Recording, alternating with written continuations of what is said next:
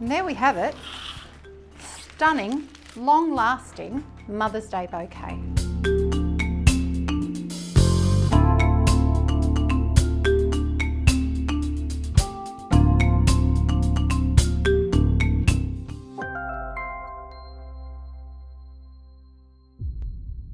Hi guys, it's Millie. Today I'm going to do a beautiful little Mother's Day, well not little because mothers should be celebrated in big style. So I'm going to do a bouquet for Mother's Day. I'm going to use some beautiful foliages, some fantastic Australian product, and then I'm going to use the mums for Mother's Day and some disbuds as well. So I'll just start out by basing my bouquet.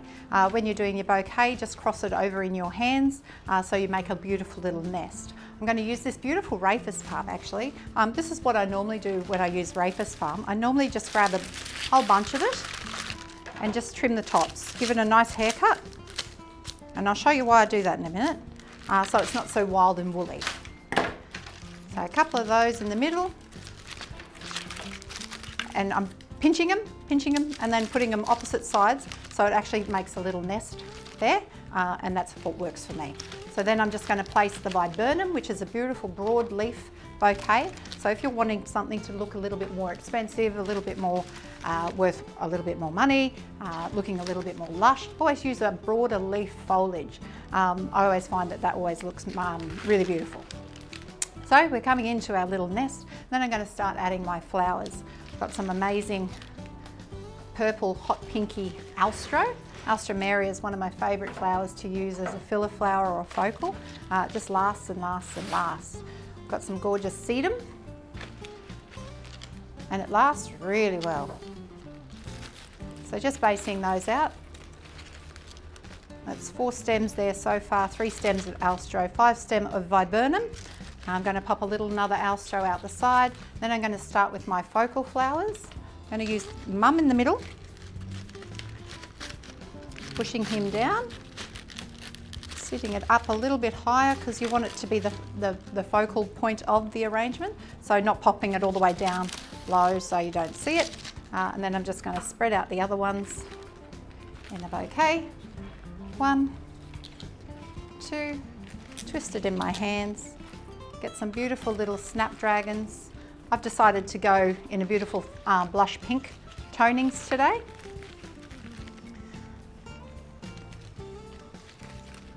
Last year in Mother's Day, we sold tons and tons of roses and things like that.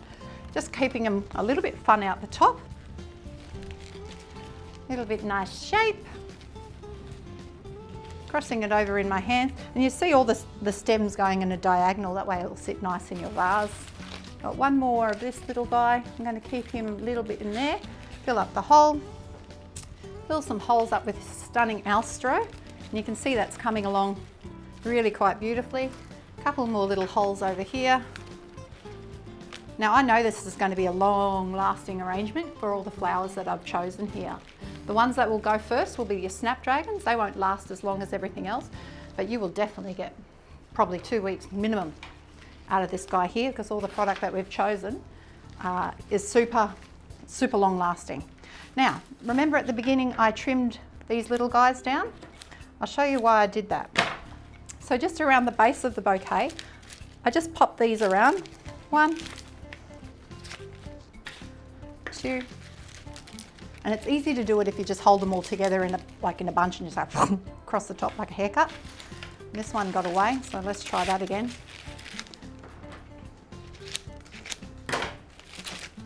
And 3.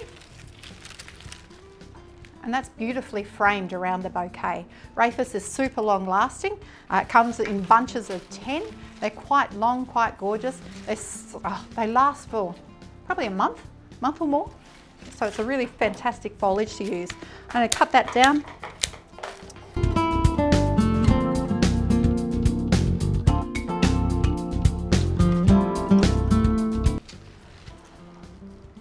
Tie that in a nice little knot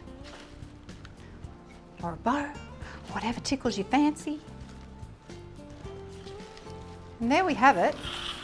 Stunning, long-lasting Mother's Day bouquet. Now, don't forget your mums this Mother's Day. They are the best things in the world. Dads come second, but still super important. Love my dad. But mothers always love flowers. So spoil your mum put something beautiful on her table, something that will last for a week or two, so they remember you. Well, they're going to remember you anyway because they gave birth, but there's something to remind them for a couple of weeks just how much you cherish them. I hope you have a fantastic day, all you mums out there. I'm a mum of 3, so I'm certainly hoping that my kids, wink wink, will spoil me. Yeah, they will. They will. We normally work in flowers, so we're normally a little bit exhausted and celebrate the week after, but I always get looked after. Take care, guys. Have a great day.